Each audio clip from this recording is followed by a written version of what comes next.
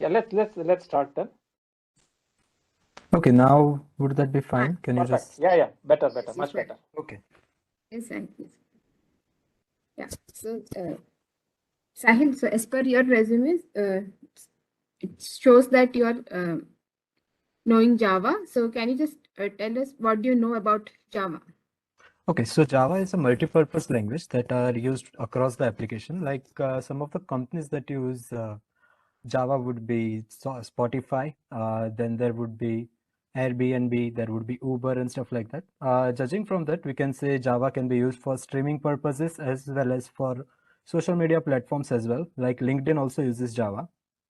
So we can say that Java is a multi-purpose language and it can run across multiple platforms as well. Okay, good. So, based on this, can you just tell us any 5 features of Java? Okay, so one of the feature of Java would be it is simple. It is, when I say simple, I don't mean like it's a cakewalk, but rather its syntax is very similar to C and C++. Apart from that, many of the concept of C and C++ are removed, which could cause security concerns. Like there are pointers and reference variables and stuff like that. So those are removed. There is multi-threading that can be used in Java as well. And it is almost a object-oriented language. I am saying almost an object-oriented language because we use primitive data types, thus making it not a purely object-oriented language. Okay. So, can you just tell us the reason why Java it's a platform independent language? Okay, so Java is compiled in 2 steps. Like first of all, you compile the Java, it converts into a .class file, and then .class file is uh, does go inside of the JVM, that is Java Virtual Machine, after which it compiles and runs the code, and thus making it platform independent, because JVM, it is built by the customer specification. When I say customer specification, I mean like Windows, it will be different JVM, while for Ubuntu, it will be different JVM, or for Apple, it would be a different JVM, thus making it a platform independent language. Okay, good. So, can you just explain what is JVM? Okay, so JVM is a Java virtual machine. There are many things inside of the JVM. Like there is a class loader inside of JVM that loads the class based on the requirement of the program. And there is also bytecode checker and stuff like that as well inside of JVM. Okay, good. So, have you heard about JDK, Sahil? Heard That about is JDK? Java. Yes, I have heard about JDK. That's Java Development Kit. Okay. So, what do we get in the JDK file? What do we get in the JDK file? As in, I'm not able to understand the question. Okay, so, can you just tell us the components in the JDK file? What will you find in the JDK? No, I'm not aware of the same. Okay, no worries. Yeah. So, can you just explain about the main method? Have you used it? The main method? Yes. So main method is a entry point of a program. So each and every program that you compile should have a main method through which the program knows that I need to start the execution from this specific point. Okay. So can you just tell me the syntax for the main method? Okay, so syntax for the main method would be your access specifier, that is public and static. After that, that would be the return type, which is void, because main method does not return anything. Apart from that, there is main as a name of the function or method. After that, in the curly bracket, I mean the round brackets, or in the parameters, we need to write string array and arguments for the same. Okay, good. So can you just tell why we are having that main method? Sorry, your voice got cut off for me.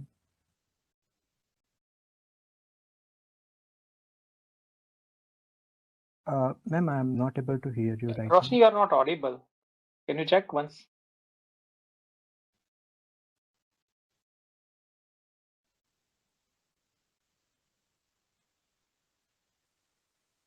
No. You want to switch off and reconnect audio? Just try resetting the audio. So am I audible now? Yes, yes, yeah. Please Okay. continue. Great. Thank you. Yeah, so Sahil, I was asking that why is the main method static in Java? Because we can reference it using the class. Like when we run the Java code, we say Java and then the name of class. Based on that name of class, we can directly execute it without making any kind of an object. Okay. So fine. If say for example, if I write, if I don't use this keyword static, the main method, so will my program work? It will compile successfully, but you may face error in runtime. Like for example, it may say that the given function main method is not present. Oh, good. So now since you have mentioned about error, right? So can you just tell us what do you mean by error and exception handling? Okay, so exception there can be of two kinds. There can be a compile time exception, while as well as there can be a runtime exception. What do I mean when I say compile time exception? While writing the code, you want to check some of the things, and the error you face while compiling the error, compiling the program, that would be a compile time exception. While executing the code and you are facing some kind of an exception, that would be a runtime exception. Easiest example I can give of compile time exception would be while connecting the JDBC session, while compiling the JDBC, you may get the SQL exception, like say insert query is wrong, or some delete query is wrong, or you misplaced something and stuff like that, like class.forName is not written and stuff like that, right? Apart from that, if I had to give an example of runtime, if you're iterating over the loop and you are dividing a certain number, and by mistake the number that you are dividing is divided by 0, you may get an exception of arithmetic exception. Arithmetic exception. So you need to handle both of those exceptions. So wait, so can you just tell us what are the keywords or the mechanism available for exception handling in Java? Okay, so you can do exception handling in two ways. Like you can write try catch block, or you can use throws as a keyword, throw keyword. So try catch block, it consists of three basic things, from which one is optional. There is try and catch, and in the catch block you need to give the exception that can occur. Like SQL exception is one of the class. Apart from that, there is arithmetic exception, or the exception as a class in entirety, right? And there is a finally block. So finally block is such a block that executes regardless the flow goes inside of the catch block or not.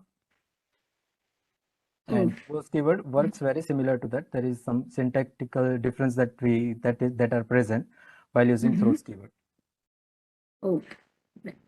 So now, say for example, we have a program in which we are having a single try block followed by multiple catch blocks. So is it a valid program? So yes, that's a valid program. Okay, so that's a valid program. You can have multiple catch blocks inside of a single try. You can even have nested try blocks. Like inside of a try block, you can have multiple try blocks as well. When I say try, I mean try and catch block entirety. And yes, you can have multiple catch blocks as well. Like you are checking for SQL exception, and you are checking for exception itself. Okay. So meanwhile, you were explaining about the keywords, right, that were being used. So can you just tell me, you told me about the throw and throws keyword, right? So right. Can you just tell me the difference between throw and throws keyword in Java? Right. So first of all, there is a syntactical difference between throws and throw keyword. One is written after the class, and second one is written while you are checking some kind of a error. Like same in my example, basically throw keyword is used to go to the exception block essentially. So let me give you an example. Let's say you are in your program, you are checking if the age is greater than 18 or not. Okay, you have made a custom exception block for the same, and in case the age is less than 18, you are writing a throw keyword, right? So throw age is less than 18, and then the message for the same. So in that way, you can use the throw keyword. and throws keyword is usually followed by the name of the exception, like SQL exception or say arithmetic exception or exception as an entirety. IO exception is there as well. Okay. Good. So now moving on. So say you have mentioned about the finally block, right? And you have you might have also used the final keyword, right? So can you just tell me the difference between final and finally? Right. So final is used in the exception handling, while final as a final is used in a variable or method or in a class. Right. So like I was saying, finally will be used in exception handling, while final will be used inside of a method, variable, or class. Okay. So now moving on. So say for the variables, right? Now we have talked about the variables and all. So can you just tell me what are the default values that can be assigned to variables and instances in Java?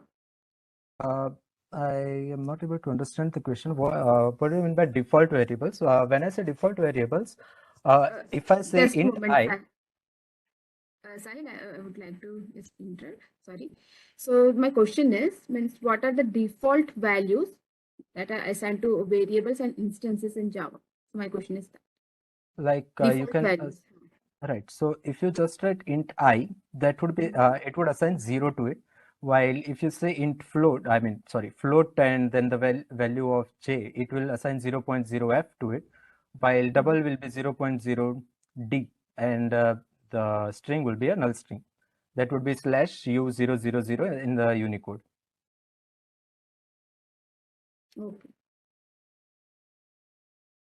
So you might have heard about the collection framework in Java, right? Yeah, sure, man. So can you just explain what are the important class and interface that are available in the collection framework? Okay, so collection frameworks basically helps you to store the information in a certain way. I would say in a certain way because each and every collection is different in its own way. So one of the interface is list interface, from which you can make list, I mean array list and stacks and queues and that. Apart from that, there is also linked list as well as hash set and hash map as well. So these were the main 5 types of collections that I have mostly used, that are array list, linked list, hash set, and hash map. Okay. So can you just tell me the difference between the array list and array? Okay, so right. So arrays are basically a predefined set of values. Like if I say array of length 5, it will be just the array of length 5. But when I say array list, I can dynamically grow and shrink the size of the array list as well. Thus, but the thing is, arrays are much more memory efficient in my opinion, because if I say array of length 5, I know that this much memory space will be occupied and not more than that. But while I'm saying array list, if I had to increase the size of the array list, I will need to copy the array again and paste it inside of a block, after which I need to add the same. In array list, there is a function called add, in which we can by which we can use and increase the size of the array as well. I mean array list as well. Okay. So in case of array, how can you add the elements? In case of an array, how can we add the elements? Like if I want to assign the element, I can do it with the help of indexing. Indexing would be a at index of I, that is a in the square brackets, I will write I, or the index like 0, 1, 2, 3. As array starts with 0, I will say 0, 1, 2, 3 in order to assign the values to them. Okay. So have you used any package in Java? Package in Java is in, Yes. can you just elaborate a bit more? Okay, so are you aware of the term package? Yes. Packages are basically logical grouping or logical folders of Java, which are seen inside of a project. will be the folder kind of things. Like if I say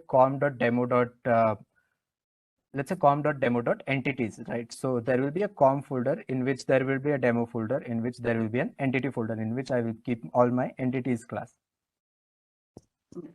So any advantage of using package?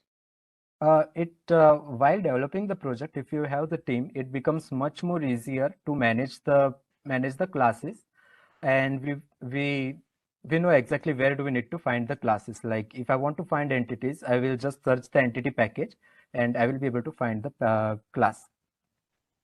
Like I don't need to search the entire project in order to find a certain class. Good. So have you used any inbuilt package?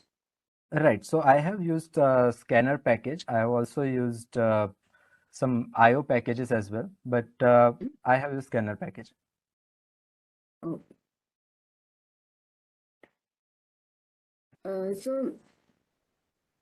Fine. So now moving on to some object-oriented programming, right? So can you just tell me what are the main pillars in OOPS concept? Right. So main pillars of OOPS concept would be abstraction, polymorphism, encapsulation, and inheritance. Okay. So can you just briefly explain about the data abstraction? Right. So basically in program, you don't really want to know what exactly a function is doing. You can do the same with the help of abstraction, while you give the user just the function that they need to execute itself, and they don't need to worry about how it is implemented or which are the different packages which are the different classes rather that are used inside of that specific function. With the help of this, we can achieve abstraction, and thus making it much more easier to understand the project and maintain the consistency of it as well. Okay, fine. So I would provide you with some options, right? So based on that option, can you just tell me which of the option best describes an example of data abstraction? Okay, so you can just listen carefully. So say for example, I'm having a dollar class with floating point variable, which is private. So this is one of my options. A dollar class with a floating point variable that is private. Okay. Then the second scenario, a square class with the getters and setters methods for its width and height. Okay. Then a protected point class with public methods. Okay. This is the third option. Okay. And the fourth option, say for example, I'm having a car class. Okay. With fuel level and add gas methods. Right. Right. So in the last example, in the car method, it seems much more appropriate to use abstraction. Like you can have an abstract class vehicle in which you can implement, declare two signatures like fuel vehicle and price or other.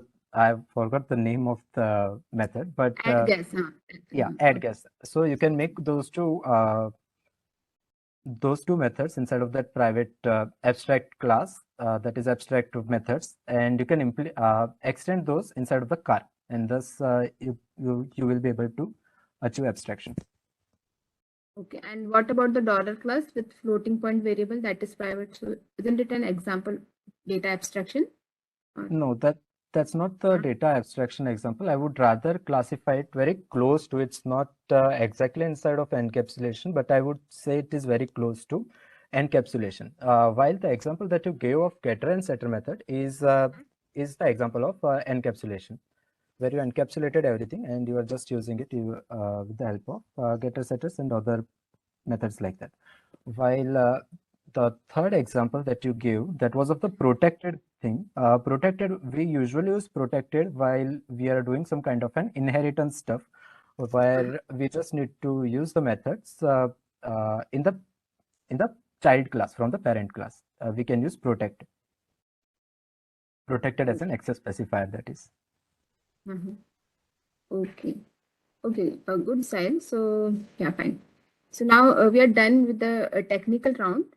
So I would request Pradha to please carry on with the remark. Thank you, Sai. Thank you, ma'am. Thank you, Roshni. Hi, Sahil. Hi, ma'am. So if you can just briefly tell me about yourself first. Right. So I am Sahil Upadhyay. I am from Ahmedabad itself, and I've gone to Ahmedabad University in order to pursue my master's in computer application. I like to research about stuff that I don't really understand quite well. Like I'm currently researching about blockchain and all those stuff out. While along with that, I am also trying to research and learn more about machine learning and statistics. So I'm not really good at statistics, but I'm trying to learn. It's really nice to know that you have a really inquisitive kind of a behavior. So just tell me one thing, since you have been working in, you are exploring so many things. So have you developed any kind of a project during your Yes. graduation or? Yes, I had developed a project for supply chain management using blockchain as a backend for the technology, like as a blockchain as a backend, right? So basically, what my project was doing, we went to the different vendors. We tried to understand what kind of a supply chain they are using. Like they are taking something from the farmers, they are processing something on it, and after that they are selling to the customers.